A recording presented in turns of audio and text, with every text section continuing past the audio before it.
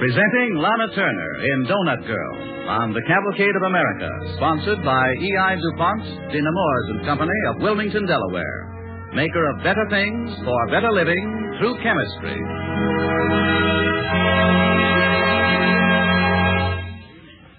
This is your Cavalcade commentator, Walter Houston. Next Friday marks the beginning of America's 4th year at war. At this time, the future looks bright, but the war is not over yet. We still have long months of bitter fighting ahead, and the men in uniform, at the rare moments when they can, need to relax. This evening, our Cavalcade play deals with a branch of the American Red Cross, which helps these men to find relaxation. Donut Girl, written by Edith Sommer, is based upon factual material supplied by Annette Robbins, a Red Cross worker, recently returned from the South Pacific. Donut Girl is the personal record of Patricia Holland, the Chicago girl who found herself at a jungle air base somewhere in New Guinea. Pat Holland will be portrayed by the star of the Metro-Goldwyn-Mayer picture, Marriage is a Private Affair, a star who is one of Hollywood's brightest and loveliest, Lana Turner. It was almost 2 years ago when Pat Holland arrived in New Guinea, burdened with luggage and rosy illusions. Well, she's back home now, and yesterday she received a letter from a friend. A letter asking a question but the letter was addressed to Pat. And this is her story.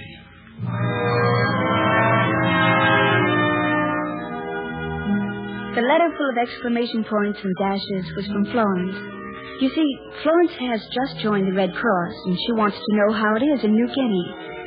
She wants to know what working there is like. Well, it's a little hard to answer, but I can tell you what it was like for me.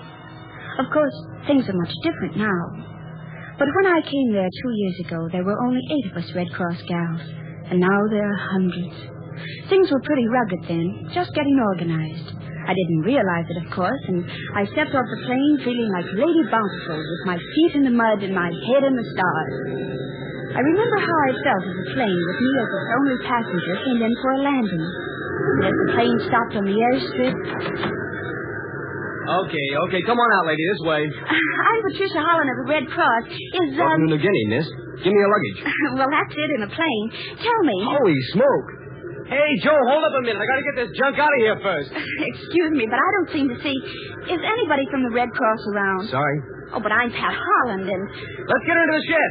Okay, Joe, wheel her around now. Well, hasn't anybody asked about me? Nope. Oh, what do I do now? Come on, Joe, swing her to the left. Swing her to the left. Hey, wait a minute. Don't go away. Hey, soldier.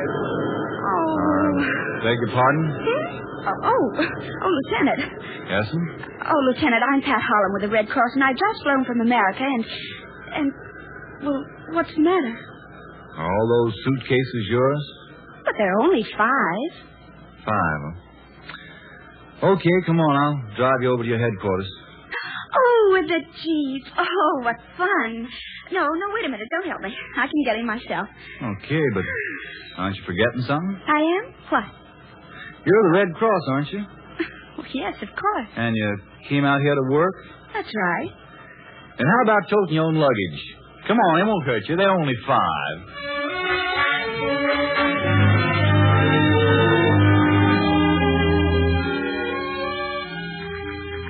We're very glad to have you with us, Miss Holland.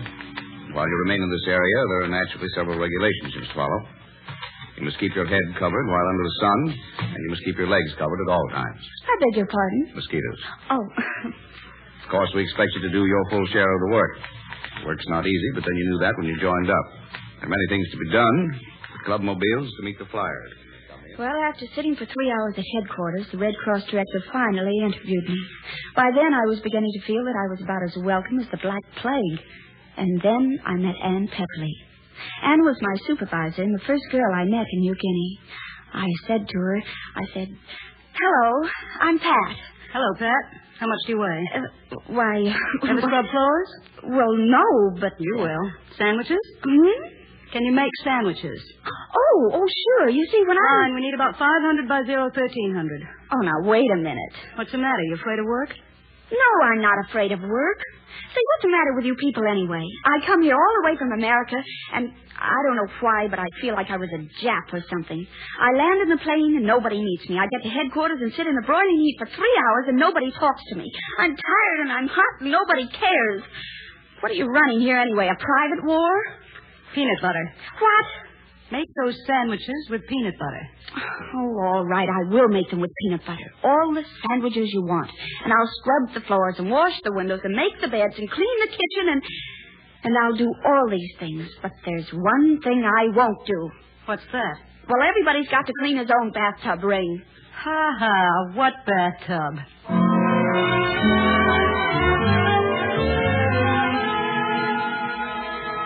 I ran out the door, only there wasn't any door because the headquarters building was just a thatched hut. I pushed along the jungle path toward the barracks. My heart was so heavy and my eyes were full of tears and I was mad and I was lonely and then it happened. Man, ain't that new girl pretty? Oh, thank you. Thank you very much. Oh, thanks. Thank you.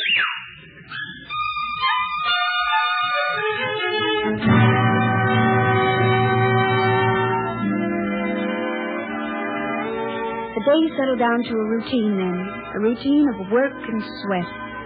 It wasn't bad, though. It really wasn't. The cold reception I received on my arrival wasn't directed at me personally. They didn't resent me. You see, for Red Cross gals, the ticket of admission to the theater of war is work. And at first it looked like I was trying to get in on a free pass. There were so few of us there, only 8, and so much to be done. So much. Well, anyway, for the first few weeks I spent my time being the maid of all work. That is, until the day I was in the Red Cross Club stacking donuts for the clubmobile with the rest of the girls when the telephone rang. Answer that, will you? Okay, sure. Hello, Pat Holland here. This is Lieutenant Crilly. Flight of B-25 bombers returning from strike. All planes accounted for. ETA 1500. Okay, Lieutenant, that's swell. Somebody will be there. Right. Hey, Ann, the Higgles are returning from the mission. They'll be in at 3 o'clock. Okay, you ready, Pat? Oh, sure. The donuts are stacked and the juice is in the wagon. No, I mean you. Are you set? Me? What for? Oh, didn't I tell you you're going with me today? You mean in the clubmobile? Out to meet the flyers? That's right. Oh, but... What's the matter? Don't you want to go? Want to? Oh, my gosh, sure. Yes, of course, but... But what? I left my lipstick in the barracks. You know, I've been meaning to tell you, Pat. All the rest of us, well, we think you've done a good job, and... Thanks, Ann. It's been pretty tough, I know. But you see, the 7 of us came out for the Red Cross, and we were the first to come to New Guinea. And then when you came... I was an intruder, huh? Not exactly, but we had to be sure you were willing to work as hard as the rest of us. Listen, Ann. Our planes. Come on, let's go. No, wait a minute. No, those aren't the bombers. Huh? Those aren't bombers. Fighters, 175th from. But how do you know? Oh, after a while you'll get so you can tell every plane in the Air Force just for the sound of its motor. Where are the donuts? Oh, right here. I'd pile them all up. Better get them out to the clubmobile. Oh, and the coffee. Come on, Pat. It takes about 10 minutes to get to the airstrip, and our boys will be along any minute now. Well, honey, don't just stand there. Let's go. Wait a minute, Ann. What's the matter, for heaven's sake? Well, I don't know exactly. Pat, for weeks you've been waiting for the time you'd go on the clubmobile ship. Well, now you're going instead of... I know that. That's what I mean. You see, ever since I joined the Red Cross, I kept thinking about when I'd meet the missions. I'd think of sweating it out with the ground crews, waiting for the planes to come in. And I'd think about how I'd talk to the pilots and, laugh with them. Things like that. But now But now what? I'm scared. Come on, Pat. Let's get the stuff in the clubmobile.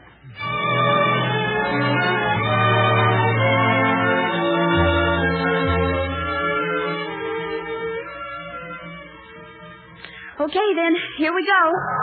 Oh, gosh, Ann. No kidding. I've been waiting for this ever since I got here. I thought See, what's the matter with this thing anyway? Does it take long to get to the strip? Oh, about 10 minutes. Well, it won't take us that long. And the battery's dead. The battery's dead. But it can't be. Pat. Try turning on the ignition.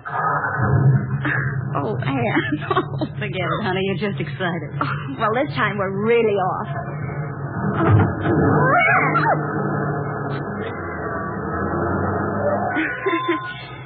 We went backwards.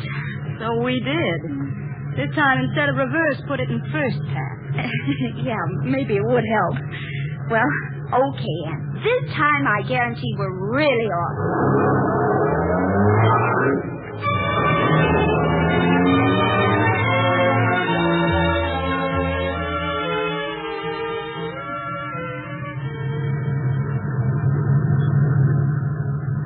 Well, we made it, Pat. Everything set? Already. Coffee, fruit juice, donuts.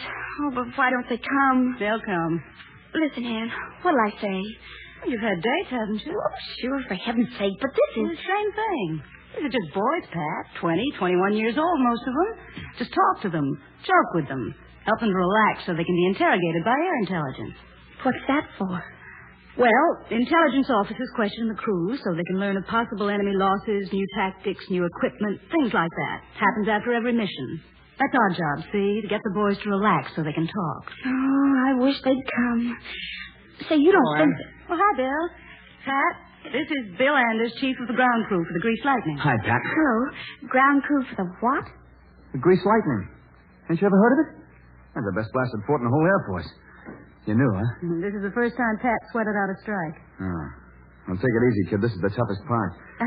They're a little late, aren't they? Yeah, we just got a report that one of them got it over the target. Oh, no. Yeah. Tough. Which one? I don't know. Just hope it wasn't my boys. That's all. Just hope it wasn't my guys. Oh, it couldn't be Bill. Not with Rip Ware, the skipper. Yeah, that's the way I figure. Yeah, Ollie's over there sick on a dog. He's sure it's his gang. Had a premonition last night, Ollie did. Kept me awake all night with it. That was his ship. Yeah, Ollie's sure they got it. Last night he dreamed he'd seen him go down.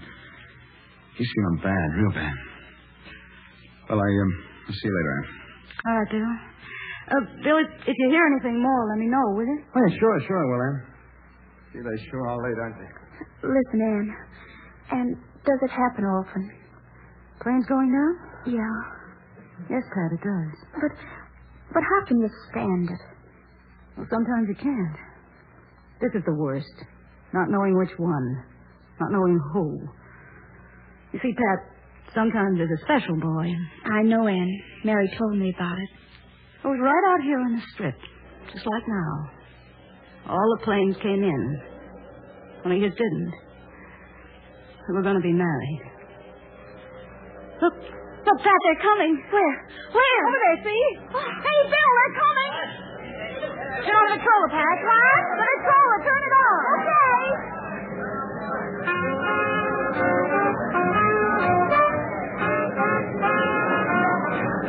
Come on, Ann, we better get the coffee and juice ready and get out the donuts. Hurry up, Ann. They're coming in. The boys are coming in.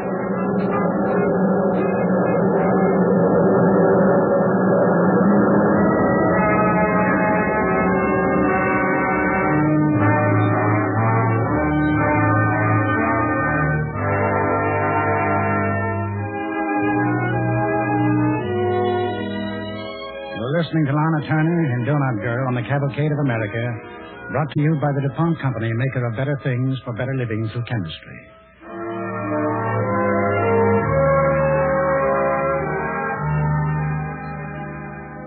When Red Cross recreation worker Pat Holland first landed in New Guinea to serve the 5th Air Force, she felt like Florence Nightingale and Bob Hope and Hedy Lamarr all rolled into one. But weeks of scrubbing floors and making sandwiches have helped prepare her for the greatest heartache of them all, waiting on the airstrip for the men to return from a combat mission.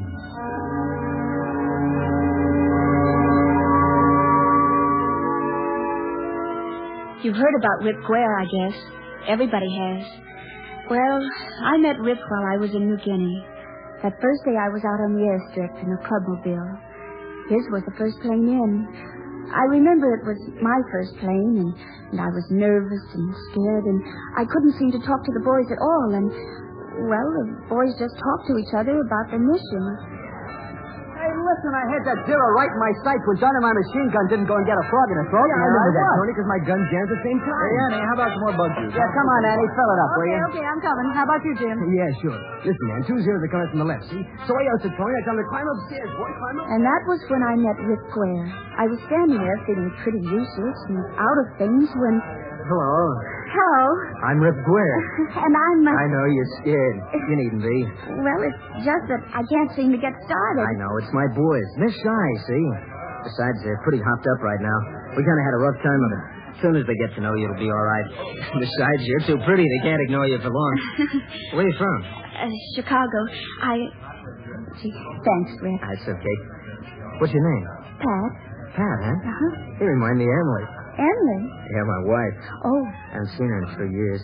Hey, you guys, where's your manners? Jim, Tony, Fred, this is Pat, a new G.I. Junior come to brighten up the war. Well, come on, speak up. Hiya, Pat. Hiya, Pat. Hey, Tony, Pat's from your hometown. Yeah? No kidding. Say, how's Chicago making out? Exactly the same, Tony. The drake's next to the lake, and the weather's next to impossible. Gee, Pat, remember Randolph Street? Sure. Boy, that street has memories for me. I remember one day I was walking past Marshall Fields. A girl come up to me. She said, right on. She said, hey.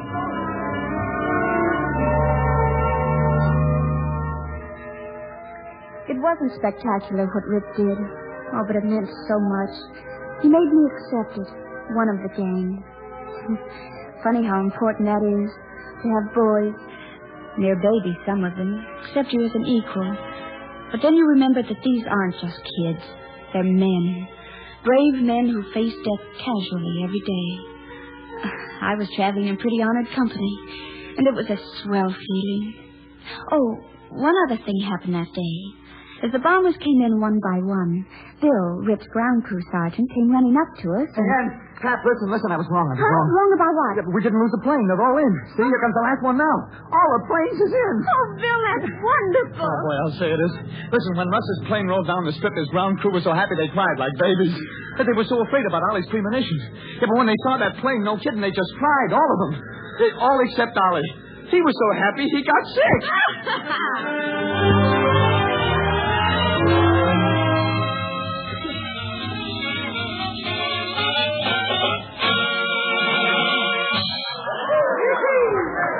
Hey, put on another record, somebody. Come on, the party's just starting. How about the one of the new ones Rip just brought back from Australia? Yeah, the one about the pair of shoes, Annie. Right, here it is. Shoo, shoo, baby.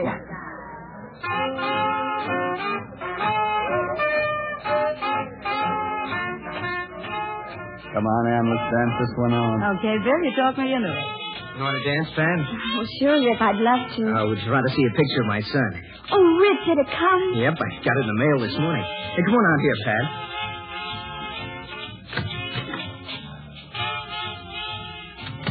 Here, get over by the light. There it is. Oh, Rip, he's a fine boy. How old is he? 3. Some kid, huh? Yeah, he looks just like his dad. Yeah. Emily keeps writing he acts like me, too. She says he's got a lopsided grin. See, you can see it in the picture. It's blurred a little. I guess he moved. But if you look closer... Oh, yes. Yes, I see it. Oh, geez, darling. Yeah. Emily says he laughs like me. And he won't eat his eggs. Won't eat his eggs? Nope, can't stand them. But when I get home, I'll... Oh, no, I guess I won't. I don't like eggs either. Oh, gosh, Pat. I know. You know, I never seen him. Little guy was born just 4 days after I was shipped overseas. But he knows me. Emily's taking care of that. She had a little picture made from a big one she had. And my boy, don't kid me, wears it pinned to his jacket like it was a medal or something. And Emily says that whenever he meets somebody, he points to my picture and says, "Hey, you, that's my daddy." Want to go back and dance, Pat? I'd love to. Oh, gee whiz. Huh? What are you laughing at? Me? I never thought of it before, but... Well, if I ever have a little girl of my own, I sure hope a little guy like yours has her telephone number.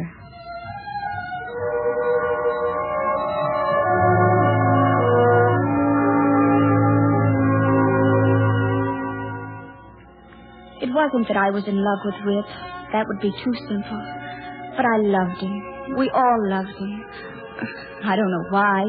He was just a dumb-looking 23-year-old kid from Kansas City who had a wife he adored and a baby son he'd never seen. And yet, there was something, I don't know, special about him. Every man in the squadron felt it. They worshipped him. Or they'd have followed him if he had led them into a battle where the odds were 100 to 1 against him. Maybe there's an easier way of saying this. Maybe if I said that when Rip walked into a room, suddenly your heart wouldn't weigh a thing. You'd know what I mean. Well, anyway, that's the way it was. And that's what made that day so unreal, so unbelievable. I was in the Red Cross hut mixing fruit juice. This time I was alone. Anne was over at the barracks. She and I had been told to stand by to meet a special mission due in any minute. So a couple of others had gone out to take care of our own boys. I was working at the table when I looked out and... Come here a minute, will you? It was Bill, the ground crew sergeant. I walked over to the door. I don't believe it for a minute, so it's all right. But this report, see, What it came report? in, they say it's verified. Oh, they got Church working up in communications. How do they know it's verified? I don't believe them, Pat. Them happy Charlies is fighting a dream war. I don't pay no attention to them. What's happened, Bill? That's what I'm trying to tell you. It's just that... Look, I don't believe it for a minute, You don't Pat. believe what? Not for a minute, but they say that They say what? Rick got it over target. Like I said, them communications Joseph's dreaming. Half the time they shoot out these fancy reports that don't... Are the bombers in yet, Bill? Yeah, but they don't make no... All of them in, Bill. No. Rick's plane ain't. My plane ain't. Listen, Pat, I gotta go now and tell the other guys not to believe it. See, they're gonna get the report now. I gotta tell them not to believe it. Bill! Bill, wait a minute. Bill! But he's gone. I wanted to run after him. I wanted to run and yell and I wanted to cry.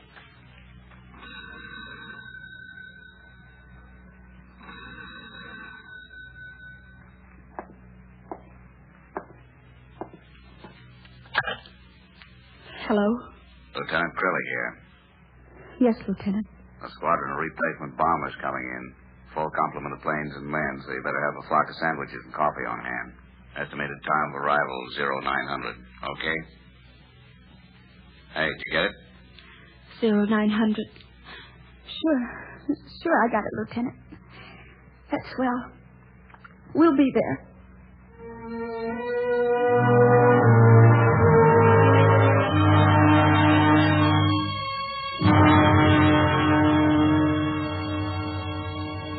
Well, that's the way I learned the main thing war teaches. That things don't happen to other people anymore. They happen to you. Of course, you learn other things, too. You learn about words like faith and hope. Words like that. It's funny, but they come to life for you when you're mixed up with a war. And they work for you. I've seen it happen. Again and again I've seen it happen. And maybe the official report does list Rip as missing in action, presumed to be dead. All right, maybe he is. But a whole squadron of men in New Guinea, a girl and a little boy in Kansas City and I, we don't believe it. We know that somewhere Rip Guare is alive.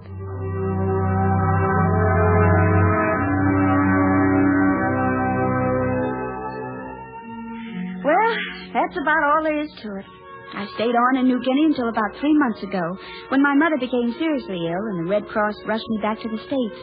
Mother's fine now, so of course I... Why, Pat, child, what are you doing? You'll be late. What? Oh no, I won't, Mother. I was just sitting here thinking. I was going to write Florence a letter. Oh, honey, I wouldn't do that now. You'll miss the train. It'll only take a minute, Mother. See? Look. Dearest Florence, just received your letter, and I'm thrilled to death you're going to be a Clubmobile girl for the Red Cross. The rest of your letter I'll have to answer on board ship. You see, I'm leaving tonight for New Guinea. I'm going back with a new group of Red Cross workers. Meanwhile, lots of luck to you. Love, Pat. Oh, P.S. I just had a hunch. Be looking for you on the ship.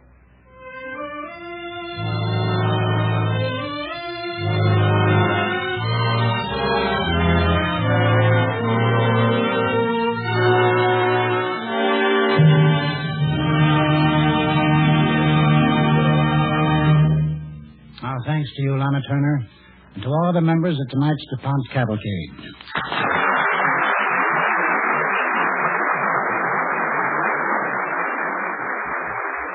Smoke shells are typical of many different DuPont products that have saved and will continue to save the lives of many Army and Navy men.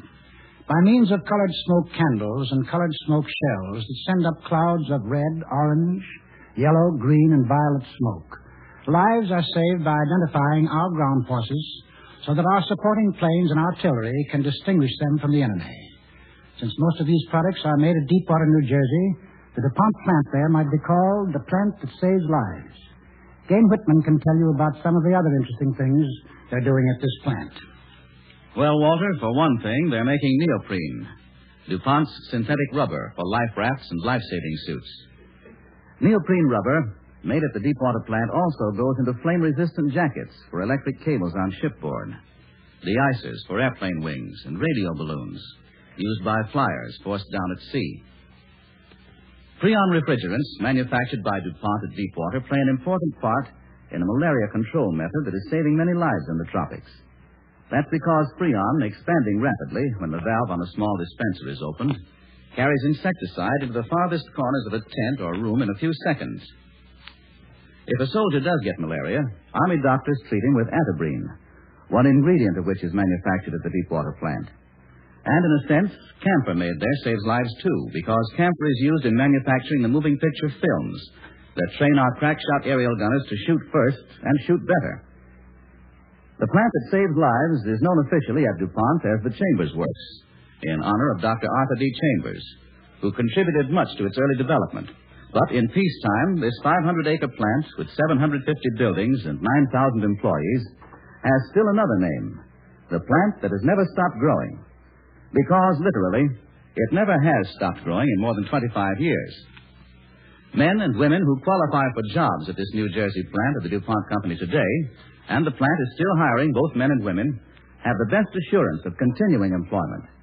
For when the war is won, the plant that saves lives will turn back into the plant that has never stopped growing, offering interesting, important jobs for long years to come.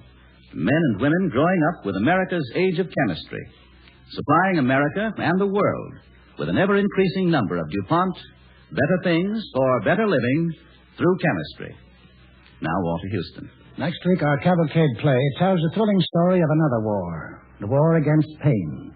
You meet the men who fought this war, and you'll see how the victory they won is helping today to spare the wounded from the agony of surgery.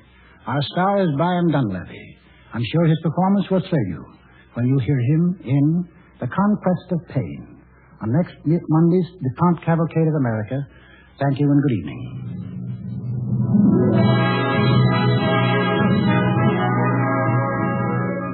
The music on tonight's Cavalcade was composed and conducted by Robert Armbruster. This is Gane Whitman inviting you to tune in next week to The Conquest of Pain, starring Brian Dunleavy, brought to you by the E.I. DuPont de Nemours and Company of Wilmington, Delaware.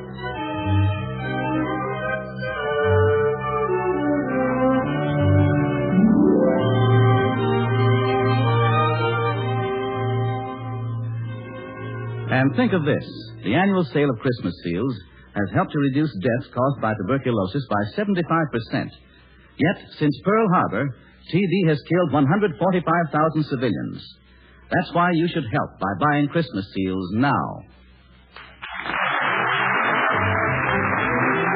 This is the National Broadcasting Company.